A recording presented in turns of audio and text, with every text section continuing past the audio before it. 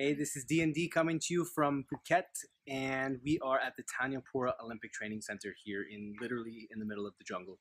And we get a lot of questions about blood sugar and cortisol and how they're related.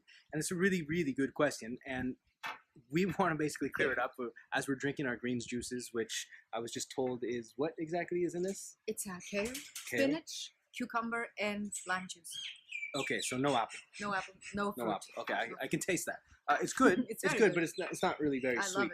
love it. And so a drink like this is actually really interesting. This is not just a juice. If you notice, it's kind of foamy and there's the fiber in it. So this was actually blended up. So you're getting all the good fibers in there. And that's a relevant observation because we are talking about blood sugar and there are so many different factors on what affects your blood sugar. And like I mentioned, we're talking about cortisol and the relationship between blood sugar. And this is one of the most misunderstood topics. So let's just break it down really, really quickly. Blood sugar is, of course, the amount of sugar that's in your blood. Now, a lot of people think that sugar in the blood is a result of just eating sugar. Now, of course, that's the first reaction when you eat something sweet. For example, you have a piece of cake, or you have some granola, or something with sugar on it, or in it, and this spikes your insulin, and this basically drives sugar all through your system, including, of course, your blood. Now, it's not bad to have sugar in your blood. You need sugar in your blood, but you need a certain amount. Now, hyperglycemia is too much sugar in your blood, whereas hypoglycemia, is not enough sugar in your blood, which is equally dangerous. It's literally both ends of the blood sugar spectrum can be deadly. All right, and so we're always striving, or for optimal health and for the most energy, you're striving to have optimized blood sugar levels, which means not too much, not too little. And the numbers right now, we're not going to get into that. You're going to learn that as you follow us through this experiment, this blood sugar experiment. But the relationship between cortisol and blood sugar is so important, and here's why. Did you know that cortisol is also known as your stress hormone? Okay, well, if you already knew that, then did you know that it can also be considered your survival hormone? So every time you get stressed, emotional, annoying boss, parents that are stressing you out, or we live in a high pressure society, there's always some kind of stress coming in. Now, as we get more stressed, our cortisol climbs. Guess what cortisol does to our blood sugar? It literally, through an amazing chemical reaction, takes sugar from amino acids in our liver. It's called gluconeogenesis, and it literally converts basically proteins into sugar and releases it into your bloodstream so that you can, well, theoretically, so that you can escape a predator or so that you can react. You have the fuel instantly to be able to get yourself out of a dangerous situation.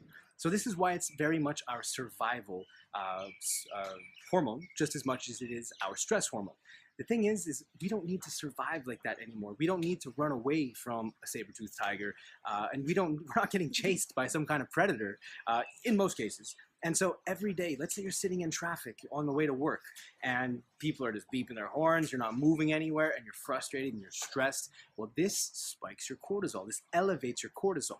As your cortisol elevates, sugar is released into your bloodstream to allow you to react to that situation in such a way that you were basically primally wired to survive that situation. So this is the issue. Is people, when we think of blood sugar, we think of diabetes.